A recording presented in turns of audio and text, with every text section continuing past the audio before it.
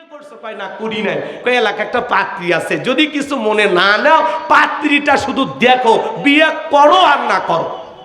কথা বোঝেন নাই? তো মুরব্বীদের জোরাজুরিতে লোকমান হাকিমের ছেলে চিন্তা করলো পাত্রী দেখলে কি আর হবে। কথা বোঝেন নাই? এ যুবক যারা বিয়ে করনি, তোমরা পাত্রী দেখতে যাও না? কারে নিয়ে যাবা? দুলা ভাই রে, বন্ধু বান্ধব রে, খবরদার। বিয়ের পাত্রী দেখার জন্য কোনো দুলা ভাই, বড় ভাই, ছোট ভাই, জ্যাঠাতো ভাই, বন্ধু বান্ধব এদেরকে নিয়ে যাওয়া যাবে? জায়েজ নাই, জায়েজ নাই।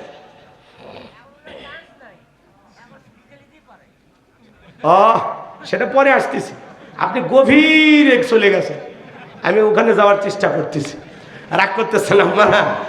আমার ভাইয়েরা শোনেন, এই যুবক, পাত্রী যদি দেখতে চাও নিজের মা আর মেয়ে বোনটারে সঙ্গে নিয়ে যাবা। নিজের মা আর নিজের বোন, বোন মায়ের পেটের বোন। কথা কয় না কেন? ভাবিকে সাথে নিবে না। হ্যাঁ, ভাবিরে নিলে ভেজাল আছে। ভাবি চাইবে তার চাইতে কম সুন্দরী যেন বউ হয়। ভাবির চাইতে বেশি সুন্দরী হলে ভাবির তো যত্ন থাকবে না, ভাবির ভাব মোশানটা কমে যাবে। কথা কি বুঝতে পারছেন? আপনার মা চাইবে আমার ছেলের জন্য একটা ফুটফুটে সুন্দরী বউ হয়। আপনার বোন চাইবে যে আমার একটা চাঁদের মতো সুন্দরী ভাবি হোক। কথা কর। খবরদার খালারেও সাথে নেবেন না, খালা গেলেও ভেজাল আছে। মেয়ে দেখতে যতই সুন্দরী হোক বলবে এর সাথে আমার লাভলি ভালো। কথা কন, কারণ খালার বাড়িতে একটা রেডি হয়ে আছে। কথা কি বুঝতে পারছেন? এই জন্য খালার ভাবিক সাথে নেবেন না, সাথে নেবেন হলো মা আর বোন। চাচা কথা ঠিক? খবরদার, পাত্রী দেখার নামে অনেকে কয় মেয়ে দেখি তোমার, তোমার চুল দেখি, তোমার দাঁত দেখি, তোমার নাক দেখি, কেরোটিকে কুরবানির গরু কিনবে গেছো। হ্যাঁ, এইভাবে মানুষ দেখা জায়েজ। আর একটা মেয়ে দেখতে যদি আপনার পছন্দ না হয় তাও বলতে পারবেন না যে মেয়েটাকে পছন্দ হয়নি, কারণ এই মানুষটাকে সৃষ্টি করছে কে?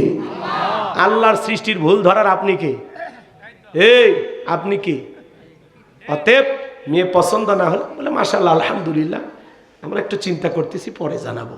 শেষ, চলে আসলেন কাহিনী। বাড়িতে এসে আর ওইটা গল্প, মেয়ে সবই ছিল না, একটা বেকার।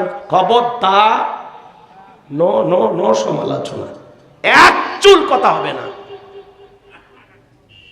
কি বুঝতে পারছেন নাকি? না বুঝলে একটু মনোযোগ দিয়ে বোঝেন, তাহলে বুঝবেন যে মানুষের সৃষ্টির আপনি কেমনি ভুল ধরেন। কারণ মানুষকে সৃষ্টি করছে কি? ভুল ধরার সাধ্য আপনার আমার আছে? কাউরে ফর্সা বানাবে, কাউরে কালা বানাবে, কাউরে লম্বা, কাউরে খাটো, এই তো। কেউ ধনী কেউ গরিব, এই তো দুনিয়ার নিয়ম নাকি? আমার ভাইয়েরা, লোকমান হাকিমের একটা ছেলে ডেকে বলে আব্বা আমার দিয়ে ওয়াজ হবে না, ইমামতি হবে না, আপনি টাকা দেন, আমি ব্যবসা বাণিজ্য করব। লোকমান হাকিম ডেকে বলে সন্তান তোমাকে দেওয়ার মতো টাকা আমার কাছে নাই।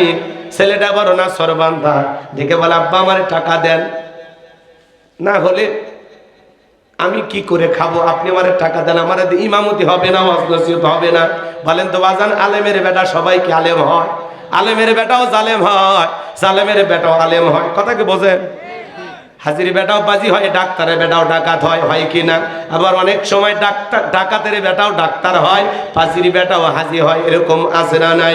লোকমান হাকিমের ছেলে যখন নাসর বান্দা বলে আব্বা টাকা দেন, বিজনেস করব, ব্যবসা বাণিজ্য করব, ডেকে বলে সন্তান দেওয়ার মতো টাকা নাই, তবে আমি আমার এক বন্ধুর কাছে কিছু দিরহাম, কিছু টাকা পয়সা পাই, এই পথে যাইতে গেলে তোমার অনেক কষ্ট হবে, বাবা হয়ে ছেলেকে বিপদে ফেলতে পারবো না।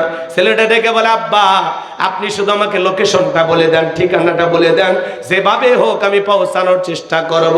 লোকমান হাকিম ডেকে বলে সন্তান তাহলে শুনে নাও, বাড়ি থেকে যখন বের হয়ে যাইবা 2 রাকাত সালাতুল হাজতের নামাজ আদায় করবা, নামাজ পড়ে রওনা করো।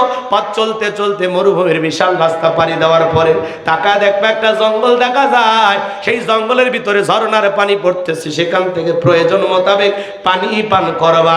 খবরদার খবরদার আমার সন্তান, সামনের দিকে যা, পিছনে আর তাকাইবা না, পিছনে তাকায় দেখবে জঙ্গলটা নাই।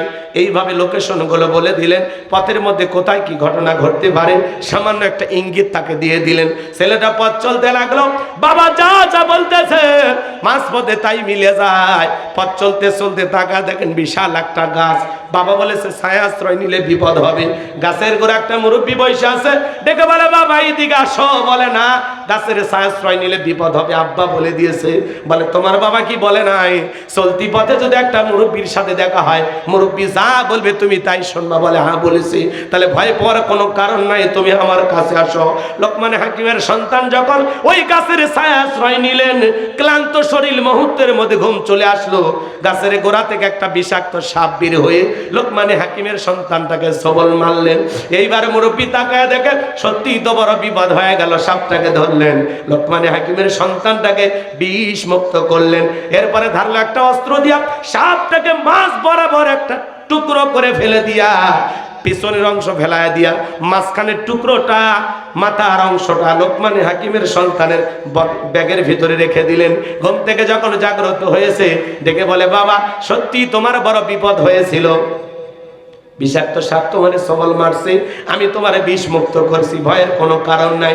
এইবার লোকমান হাকিমের সন্তান বিপদে পড়ার আগে আর বাবা আগেই বলেছে বিপদের আগে আর পরে 2 রাকাত সালাতুল হাজতের নামাজ আদায় করবা। এইবার 2 রাকাত সালাতুল হাজতের নামাজ আদায় করলেন। মুরব্বীকে বলে মুরব্বী ওই জনবসতি এলাকায় যায় বাবার পরিচয় দিলে তারা সেই দ্বীপের রাস্তাটা আমারে দেখায়া দেবে। বলে ঠিক আছে বাবা চলো, আমি যদি তোমার সঙ্গী হই তোমার কি কোনো আপত্তি আছে? বলেন আমার কোনো আপত্তি নাই। এইবারে জনবসতি এলাকায় যখন যায়া পরিচয় দিয়েছেন আমি লোকমান হাকিমের সন্তান, সবাই আদর করতে লাগলেন, ভালোবাসা দিতে লাগলেন। বলেন তো বাজান, কোরআনের পাখি আল্লামা সাইদি হুজুরের ছেলে যদি আপনাদের এলাকায় এসে বলে আমি সাইদি হুজুরের বেটা, আপনারা কি ভালোবাসা দেবেন কিনা? কথা বলা লাগবে, দেবেন কিনা? ডক্টর মিজানুর রহমান আজারি ভাই তার ছেলে যদি আপনাদের এলাকায় আসে ভালোবাসা দেবেন কিনা? বলেন। বাবার কারণে ছেলেটাকে সম্মান করবেন, কারণ তার বাবাকে আপনারা আগে থেকেই ভালো মানুষ হিসাবে চেনেন। কথা কওয়া লাগবে। লোকমান হাকিমের সুনাম সুখ্যাতি মানুষ আগে থেকেই জানতো, এই জন্য ছেলেকে বড় আদর করতে লাগলো। কেউ খাইতে দেয়, কেউ বসতে জায়গা দেয়, কেউ ঘুমানোর ব্যবস্থা করে দেয়। তো কয়েকদিন সেখানে থাকলেন, লম্বা ঘটনা। বাবা আগেই বলেছে ওখানে একটা সুন্দরী মেয়ে আছে, বিয়ে করা যাবে না, বিয়ে করলেই বিপদ হবে। কিন্তু মুরব্বীরা বলতেছে বাবা কষ্ট হচ্ছে আপনাদের।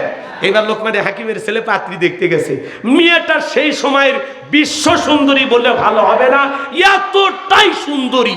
লোকমান হাকিমের ছেলে এক পলক দেখা মাত্রই পছন্দ হয়ে গেছে। তখন মনে মনে ভাবতেছে বিয়ে যদি করি এই মেয়েকেই করব। কথা হয় না? এবার মুরব্বীরা বলতেছে পাত্রী কেমন দেখলে? আলহামদুলিল্লাহ পাত্রী আমার পছন্দ। তখন বলতেছে বাবার মেয়ের সব ঠিক আছে, কিন্তু মেয়ের একটা গোপন সমস্যা আছে। কথা কয় না কে? পাত্রী দেখতে গেলে বাড়ির আশেপাশে আপনারা জিজ্ঞাসা করেন না যে মেয়েটার কি অবস্থা, অমুকের মেয়েকে আমরা দেখতেছি কি খবর? করছে ও অমুকের মেয়ে কয়েকদিন আগে 7 দিন কক্সবাজারে থেকে একটা আইফোন নিয়েছে। কথা কয় এলাকার কি কি সমস্যা গোপন তত ফাঁস করে দেয়, আছে না নাই? শোনেন, এইবার বলতেছে বাবা লোকমান হাকিমের সন্তান তুমি যেহেতু বিয়ে করবা, তোমার কাছে আর গোপন রাইখা লাভ নাই। এই মেয়েটার এর আগেও 10 বার বিয়ে হয়েছে, একটা স্বামীও বাসর ঘর থেকে জীবিত বের হয়নি। তোমার সিরিয়াল 11 নাম্বার। তুমি বলো রাজি আছো না নাই?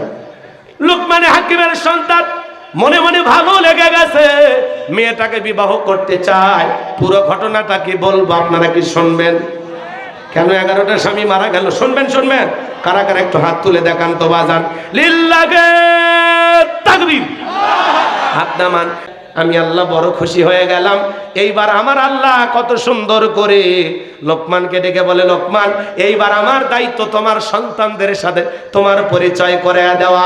আল্লাহ 14 নাম্বার আয়াতে সুন্দর করে জানিয়ে দিলেন ওয়াসাইনাল ইনসানা বিওয়ালিদাইহি হামালাতুহু উম্মুহু ওয়াহানান আলা ওয়াহানিন ওয়া ফিসালুহু ফি আমাইনি আনিশকুরলি ওয়ালিওয়ালিদাইক